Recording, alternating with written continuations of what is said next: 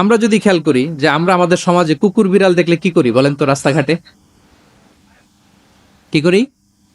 কেউ কেউ খাবার দেয়, মাশাআল্লাহ, এই তো, এটাই তো প্রিয় নবীজির সুন্নাহ, আমরা খাবার দিব, এক্স্যাক্টলি।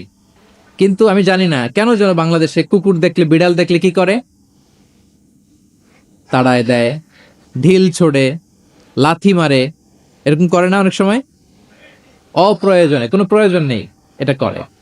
ও সবচেয়ে মজার ব্যাপার হচ্ছে মাঝে মাঝে দেখা যায় যে জোড়া লাগা কুকুর যদি দেখা যায়, যে একসাথে দুটো কুকুর, তাদের প্রজননের কারণে তাদের একটা বিশেষ ঋতুতে বিশেষ সময়ে তাদেরকে এটা করতে হয়, এক অদ্ভুত কারণে মানুষ মানে ক্ষিপ্ত হয়ে ওঠে তাদের প্রতি। কিন্তু আমাদের তো মানবিক হওয়া উচিত ছিল, কি বলেন? আশরাফুল মাখলুকাত বলে আমরা নিজেদেরকে দাবি করি। আমাদের কি করা উচিত ছিল? ইগনোর করা উচিত ছিল, let them do there job, overlook করার দরকার ছিল। কিন্তু কোনো এক অদৃশ্য কারণে আমরা এরকম দৃশ্য দেখলে হিংস্র হয়ে উঠি, লাঠি দিয়ে মারি, ওখানে মানুষ জড়ো হই।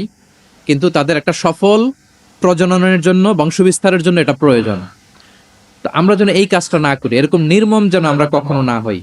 কারণ প্রাণীদের প্রতি দয়া দেখানো এটা ছোটখাটো কোনো ব্যাপার নয়, এটাই আপনার জান্নাতের কারণ হতে পারে, এটাই আপনার জাহান্নামের কারণ হয়ে যেতে পারে।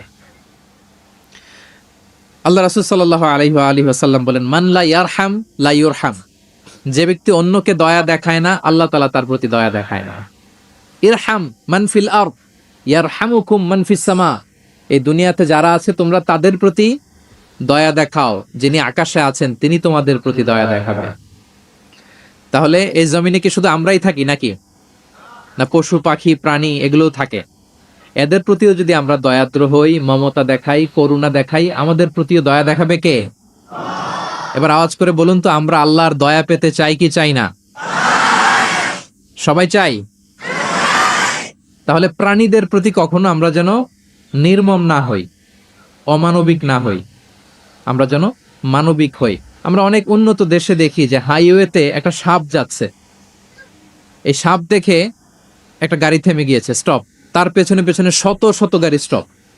তারা বন বিভাগকে নক দেয়, স্থানীয় পুলিশকে ফোন দেয়, তারা এসে সাপটাকে উদ্ধার করে, এরপরে গাড়িগুলো চলতে শুরু করে।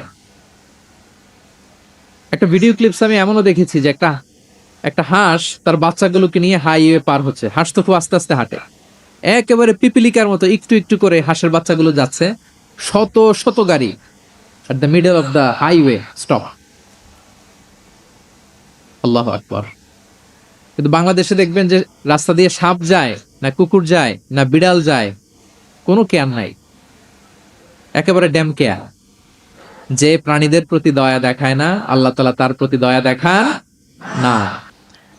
এই যে প্রাণীর প্রতি দয়া, ইসলামের একটা মূলনীতি হচ্ছে মুমিনের জীবনের প্রতিটি কাজে ইহসানের পরশ থাকতে হবে। আল্লাহ তাআলা আমাদের সব কাজে ইহসানকে আবশ্যক করেছেন। আল্লাহ রাসূল সাল্লাল্লাহু আলাইহি সাল্লাম বলেছেন যে ফাইদা কাতালতুম ফাআহসিনুল কিতলা, কাউকে হত্যা করতে হলেও ইহসানের সাথে হত্যা করতে হবে।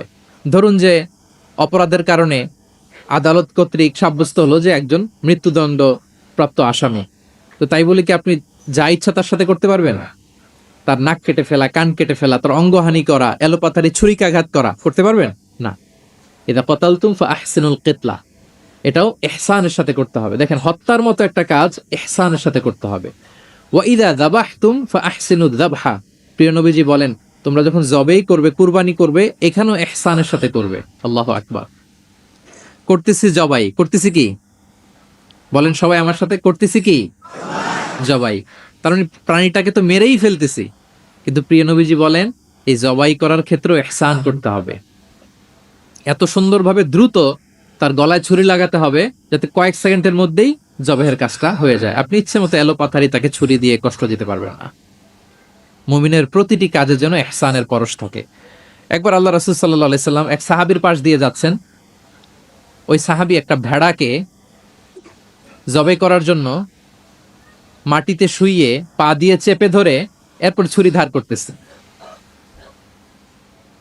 ছাগলটাকে মাটিতে শুইয়ে পা দিয়ে চেপে ধরে এরপরে কি করতেছে? ছুরি ধার করতেছে। আর প্রাণীটা এই ছুরি ধার করার দৃশ্যটা দেখতেছে। আল্লাহ রাসূল সাল্লাল্লাহু আলাইহি ওয়াসাল্লাম তাকে ধমক দিলেন, শাসালেন, বললেন তুমি তো এটাকে দুইবার জবাই করে ফেললে, একটু পরে তো জবাই করবে, এখনই তো জবাই করে ফেলতেছো, তুমি কি আগে ধার দিয়ে নিতে পারলা না? জবাইয়ের আগে তুমি কি ছুরিটাকে ধারালো করে নিতে পারলা না, শার্পেন করে নিতে পারলা না? এভাবে আল্লাহ রাসূল সাল্লাল্লাহু আলাইহি ওয়া আলিহি ওয়াসাল্লাম সব সময় প্রাণীদের প্রতি তিনি দয়া দেখিয়েছেন। এবং তিনি বনি ইসরায়েলের একটা ঘটনা বলতে যেয়ে তিনি বলেছেন যে একজন প্রস্টিটিউট লেডি, ব্যভিচারী নারী, যার জন্য জাহান্নাম বরাদ্দ ছিল, কিন্তু একটা তৃষ্ণার্ত কুকুরকে পানি খাওয়ানোর কারণে আল্লাহ তাআলা ওই পাপাচারী নারীকে জান্নাত দান করেছেন। সুবহানাল্লাহি বিহামদি। তার জন্য জাহান্নাম ছিল অবধারিত, কিন্তু একটা তৃষ্ণার্ত কুকুরকে পানি পান করার কারণে তাকে জান্নাত দিয়েছে কে? আল্লাহ সুবহানাহু ওয়া তাআলা। তাও কেমন একটা প্রাণীকে? কুকুরকে। আমরা গুরুত্বই দেই না। সামান্য একটা কুকুরকে দয়া দেখানোর কারণে আল্লাহ তাআলা এই জাহান্নামী নারীকে জান্নাত দান করেছেন। আমরা যদি আল্লাহ রাসূল সাল্লাল্লাহু আলাইহি ওয়া আলিহি ওয়াসাল্লামের পুরো বায়োগ্রাফিটা একটু স্ক্যান করি, সংক্ষেপে দেখার চেষ্টা করি, তাহলে দেখব যে তিনি বড় ছোট, নারী পুরুষ, শত্রু বন্ধু নির্বিশেষে সবার সাথে খুব অমায়িক আচরণ করতেন, চমৎকার আচরণ করতেন। এবং রাসূল সাল্লাল্লাহু আলাইহি ওয়াসাল্লামের এই চমৎকার আচরণে মুগ্ধ হয়ে অনেক ঘোরতর শত্রু তার বন্ধুতে পরিণত হয়েছিল। সুবহানাল্লাহি বিহামদি। এবং এত ভালো আচরণের অধিকারী ব্যক্তিত্ব হয়েও তিনি আল্লাহর কাছে দোয়া করতেন যে আল্লাহ, আপনি আমার দেহটাকে, আমার দেহ সৌষ্ঠব, আমার দৈহিক অবয়ব যেরকম সুন্দর করেছেন, আমার চরিত্রটাকে, আমার আচরণটাকেও আল্লাহ আপনি সুন্দর করে দিন। এত সুন্দর আচরণের অধিকারী হওয়ার পরেও তিনি বলতেন আল্লাহুম্মা হাসসানতা খালকি ফাহাসসিন খুলুকি, মানে হে আল্লাহ, আপনি আমাকে দেখতে যেরকম সুন্দর বানিয়েছেন। আল্লাহ রাসূল সাল্লাল্লাহু আলাইহি ওয়াসাল্লামের চেয়েও দেখতে সুন্দর কোনো মহাপুরুষ কি পৃথিবীতে এসেছিল? এত সুন্দর মানুষ হওয়া সত্ত্বেও তিনি আল্লাহর কাছে দোয়া করতেন, আল্লাহ, আমি দেখতে যেমন সুন্দর, আমার আচরণটাও যেন তেমন সুন্দর হয়। আপনারা আয়নার সামনে দাঁড়ালে এই দোয়াটা পড়েন? আয়নার সামনে দাঁড়িয়ে এই দোয়াটা পড়তে হয় যে আল্লাহুম্মা হাসসানতা খালকি ফাহাসসিন খুলুকি, আল্লাহ, আমাকে দেখতে যেরকম সুন্দর বানিয়েছেন, আমার আচরণটাও আপনি সুন্দর করে দিন। এবং আল্লাহ রাসূল সাল্লাল্লাহু আলাইহি সাল্লাম তিনি ইরশাদ করেছেন, দুটি জিনিস মানুষকে সবচাইতে বেশি আল্লাহর জান্নাতে প্রবেশ করাবে। একটি হচ্ছে তাকওয়াল্লাহ, আল্লাহর ভয়, আর একটি হচ্ছে হুসনুল খুলুক, সুন্দর আচরণ। রিপিট, আমি আবারও বলছি, দুটি জিনিস মানুষকে সবচাইতে বেশি আল্লাহর জান্নাতে প্রবেশ করায়। একটি হচ্ছে আল্লাহর ভয়, তাকওয়াল্লাহ, আরেকটি হচ্ছে সুন্দর আচরণ, হুসনুল খুলুক। এখানে বলা হয়নি যে নামাজ মানুষকে বেশি জান্নাতে প্রবেশ করাবে, রোজা প্রবেশ করাবে, যাকাত করাবে, হজ করাবে, এমন কিছু বলা হয়েছে না। বরং সুন্দর আচরণ মানুষকে বেশি জান্নাতে প্রবেশ করায়।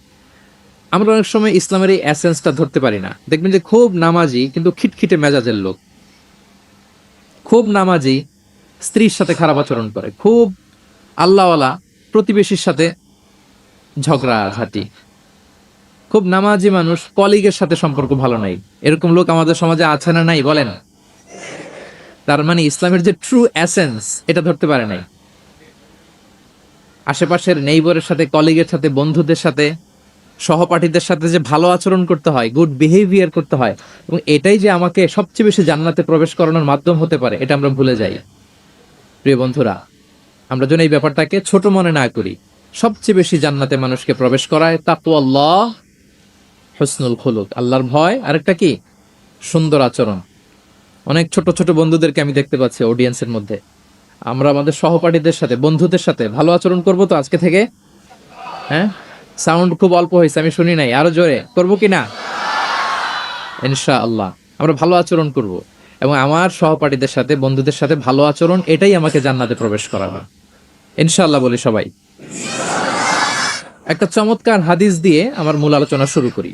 আল্লাহ রাসূল সাল্লাল্লাহু আলাইহি ওয়া আলিহি ওয়াসাল্লাম তিনি বলেন, আনা যাঈমুন বিবাইতিন ফি রাবাদিল জান্নাতি লিমান তারাকাল মিরাআ ওয়া ইন কানা মুহিক্কান। প্রিয় নবীজি বলেন যে আমি ওই ব্যক্তিকে জান্নাতের আঙ্গিনায় একটা ঘরের সুসংবাদ দেই যে তর্ক করার সময় নিজের সঠিক, সে হকের উপর আছে, এটা জেনেও সে তর্ক করে না। তর্ককে, আর্গুমেন্টকে, ডিবেটকে স্যাক্রিফাইস করে যে না, আমি ঝগড়ায় যাব না, যদিও সেই সঠিক। এরকম স্যাক্রিফাইস যে করে জান্নাতের আঙ্গিনায়, তাকে আমি একটা ঘরের সুসংবাদ দেই।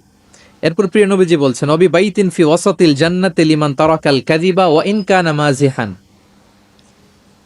আর আমি ওই ব্যক্তিকে জান্নাতের মাঝামাঝি স্তরে একটা ঘরের সুসংবাদ দিচ্ছি যে ব্যক্তি কৌতুক করেও মিথ্যা বলে না।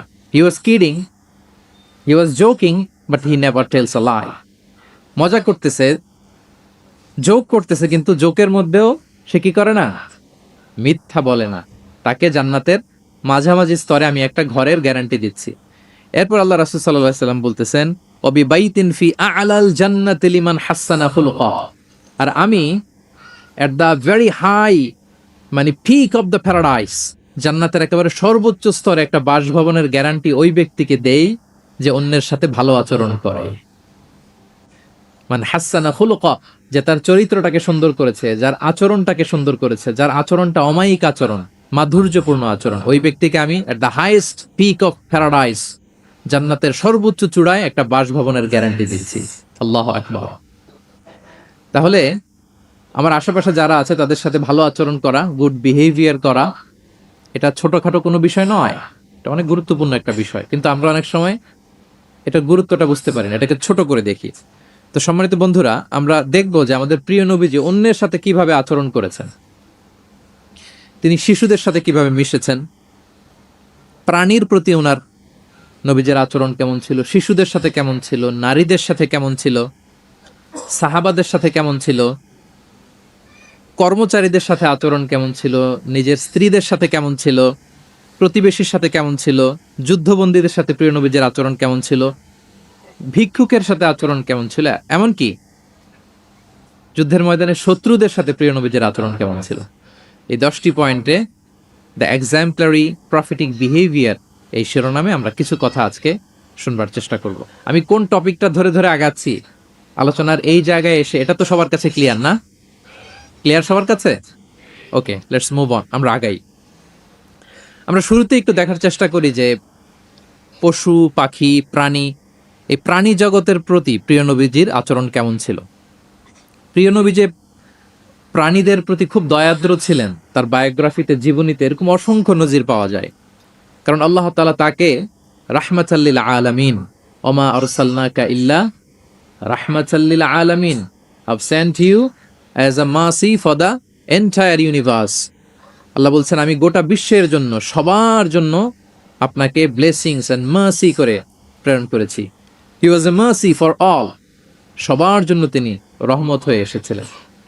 মানুষের জন্য যেমনি রহমত, ম্যানকাইন্ড, জিনদের জন্য তিনি রহমত, জিনকাইন্ডের জন্য, ইভেন অ্যানিমালস, প্রাণীকুলের জন্য তিনি রহমত হয়ে পৃথিবীতে এসেছেন। মানুষের প্রতি তিনি যেমনি দয়া দেখিয়েছেন, প্রাণীদের প্রতিও দয়া দেখিয়েছেন। ছোট্ট একটা হাদিস দিয়ে শুরু করি। আমরা রাসূল সাল্লাল্লাহু আলাইহি ওয়াসাল্লামের এই এক্সাম্পলারি প্রফেটিক বিহেভিয়ার, এটা থ্রু দ্য লেন্স অফ সিরা and through the lens of সুন্নাহ, সুন্নাহর পরতে পরতে, রাসূল সাল্লাল্লাহু আলাইহি ওয়াসাল্লামের সিরাতের পরতে পরতে আমরা দেখবার চেষ্টা করব যে তিনি কেমন আচরণ করতেন সবার সাথে। একবার তিনি একটা খেজুর বাগানে প্রবেশ করলেন মদিনাতে। তো প্রবেশ করার পর তিনি দেখতে পেলেন যে দূর থেকে একটা উট কান্না করে করে রাসূল সাল্লাল্লাহু আলাইহি ওয়াসাল্লামের কাছে ছুটে আসছে। একটা উট কান্না করে আসতেছে। রাসূল সাল্লাল্লাহু আলাইহি ওয়াসাল্লামের দেখে অত্যন্ত দয়া হলো, মায়া হলো যে উটটা কেন কান্না করতেছে, এত এত বেশি কেন কান্না করতেছে। আল্লাহ রাসূল সাল্লাল্লাহু আলাইহি ওয়া আলিহি ওয়াসাল্লাম তিনি মমতা ভরে ওনার হাত দিয়ে উটের মাথায় আদর করতে আরম্ভ করলেন। প্রিয় নবীজির এই মমতা মাখা হাত বোলানো পেয়ে উটের কান্না বন্ধ হলো, এবং রাসূল সাল্লাল্লাহু আলাইহি ওয়াসাল্লামের কানে কি কি যেন বলল উট, এটা অন্যরা বুঝতে পারছে না। তো এরপর রাসূল সাল্লাল্লাহু আলাইহি ওয়াসাল্লাম খুঁজতে আরম্ভ করলেন যে উটের মালিক কে। একজন আনসারী যুবক সাহাবী আসলো। তখন রাসূল সাল্লাল্লাহু আলাইহি ওয়াসাল্লাম বলল যে তোমার এই উট আমার কাছে তোমার ব্যাপারে নালিশ করেছে যে তুমি একে ক্ষুধার্ত রাখো, কিন্তু একে দিয়ে অনেক কাজ করাও। তুমি কি এই বোবা, এই নিরীহ প্রাণীটার ব্যাপারে আল্লাহকে ভয় করো না? কিয়ামতের দিন এটাই তোমার জাহান্নামের কারণ হয়ে যেতে পারে। খবরদার, এই নিরীহ প্রাণীটার ব্যাপারে তুমি আল্লাহকে ভয় করো। দেখেন, প্রিয় নবীজি ওটের মাথায় হাত বুলিয়ে ওটের কান্না বন্ধ করেছিলেন, এবং ওটের মালিককে ওসিয়ত করেছেন যে খবরদার, প্রাণীর প্রতি কখনো এরকম রূঢ় কঠিন আচরণ করা যাবে না, তাদের প্রতি রহম দিল হইতে হবে। তাহলে প্রিয় নবীজি প্রাণীদের প্রতি কতটা দয়াদ্র ছিলেন, মমতাময় ছিলেন, এটা সবার কাছে